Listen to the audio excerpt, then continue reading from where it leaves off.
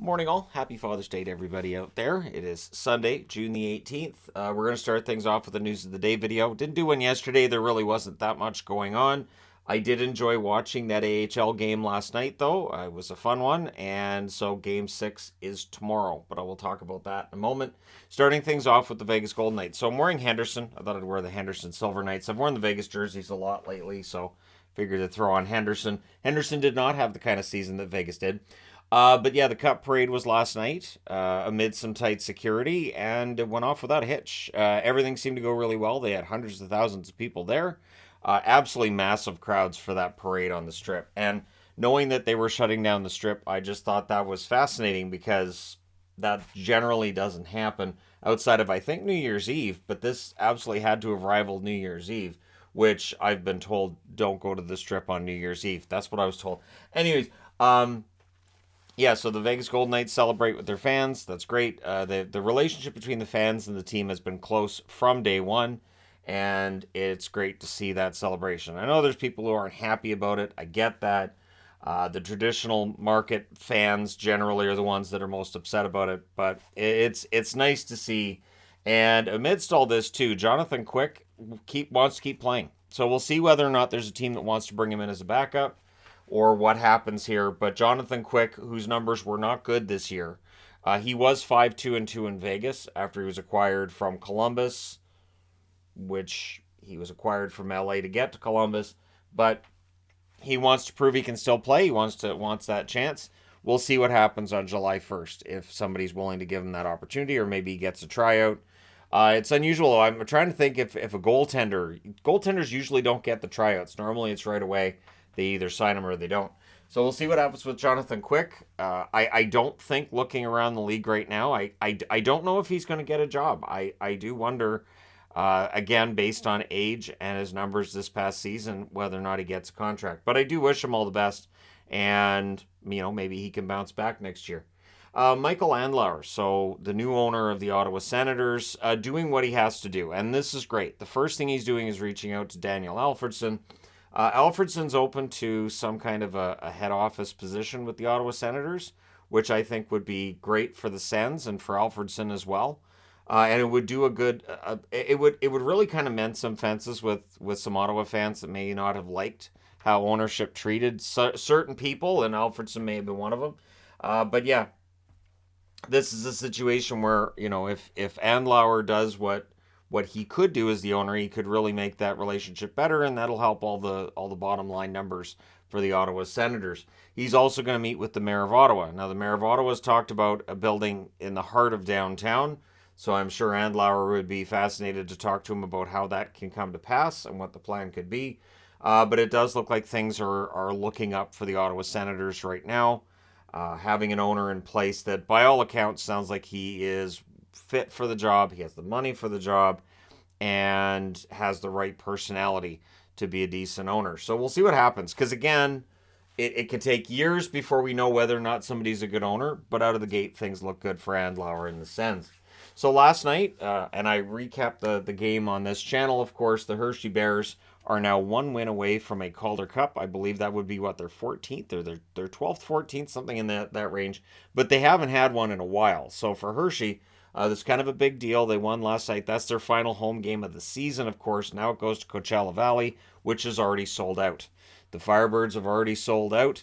So we'll see what happens. If the series follows form, then the Firebirds win this in 7, because the home teams won all 5 of the games in this series thus far. But it's been a fun one. It's very close. Of course, there may be some Firebirds fans that still say there were too many men on the ice when Pilon scored.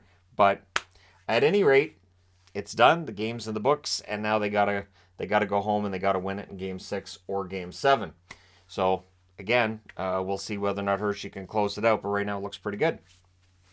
So Toronto news of sorts. It looks like Brad Treliving, after meeting with Sheldon Keefe, is sold on keeping Keefe around, and they may look to sign him to an extension. One thing to keep in mind is that signing a coach to an extension doesn't necessarily mean they get to keep their job that long. Travis Green comes to mind as one that, well, are they going to sign him? Oh, look, they gave him an extension, and he's gone.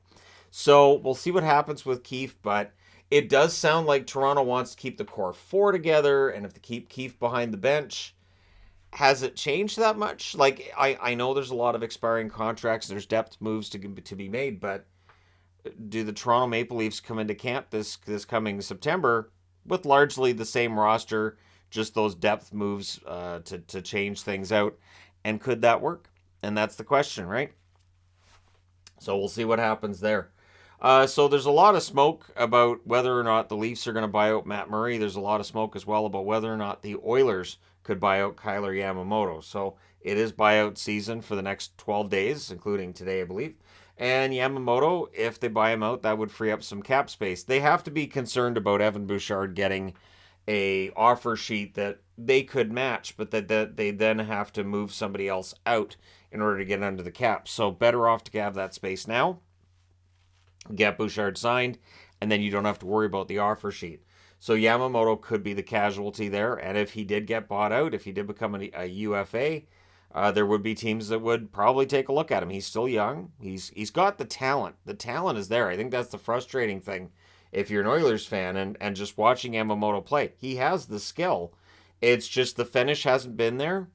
And, I mean, some players find it and some don't. Some can actually turn it around and get it going. Anthony Duclair stands out as an example of that, but some just don't.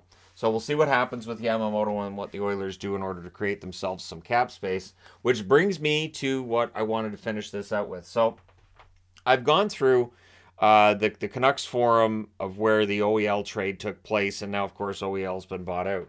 And there was a lot of discussion when that trade went down from Canuck fans of, hey, we're close. We've got a good team, so acquiring OEL and Garland seems like a really good idea. And that number 9 pick, it's a shallow draft. It's a shallow draft. That pick, it's not going to matter. And now we know that pick's Dylan Gunther, which even at the time, people were like, Gunther, he doesn't project to be that great in the NHL. Top draft picks, top 10 draft picks especially, I'm really nervous about a team trading them away. But this is that time of year where GMs make mistakes. This is where the unforced errors take place. So what's interesting is we're going to see teams over the next couple of weeks trading picks, buying out contracts, trying to trade out contracts, using picks to get other teams to take bad contracts to go out and sign other contracts that then may end up being bad contracts. One thing that I've always found fascinating with the National Hockey League is that GMs can make the same mistakes over and over again. And then that was a big mistake. So here's our new player. And then that new player ends up being maybe a bit of a mistake as well. So I do wonder how many teams are going to, over the next couple of weeks, make big moves to get all kinds of cap space and then immediately spend it on free agents on July 1st and end up right back at the cap. I have said for years, cap space is gold.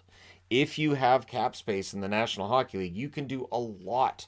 Whether it's getting draft picks just for being a broker like Minnesota did at the deadline this year, whether it's taking on a contract of a player you like and you have the cap space to afford, like Carolina did with Pacioretty and Burns over last summer. But there are general managers that just, they use it to make unforced errors. And so we'll see how things turn out this summer. So I guess one question I would throw out to people watching this is, which team do you think over the next couple of weeks will buy its way out of cap trouble just to put themselves right back into the exact same situation again? Because it's going to happen. It's absolutely going to happen. And fans will buy it. One thing that I'm very kind of cautious, and this is me as a Canuck fan here, I don't know if I'm going to buy anything they sell. I don't know if it would matter. They could go out, they could get Crosby, they could get Ovechkin, they could then say, okay, and then we figured out how to get McDavid, and I would still say, we'll see how it works out. Like, I think this past couple of years has just kind of wore me down. So we'll see what happens. But let me know which team you think is going to buy its way out of a mistake, or, let those mistakes go via adding draft picks just to make brand new mistakes. Let me know your thoughts in the comment section below as always. Don't forget to hit like and subscribe if you're browsing your way through. You just happen upon this video. And yes, over the offseason, looking at which team is most likely to handicap themselves in the cap system, that would be an interesting video to look at. And maybe I'll do that and rank organizations by their inability to handle the cap and or make the right moves to really make things work. So let me know your thoughts. Hit like and subscribe. If you're browsing your way through, you just happened upon this video, thank you guys so much for watching, for all your support. I will talk to you again soon.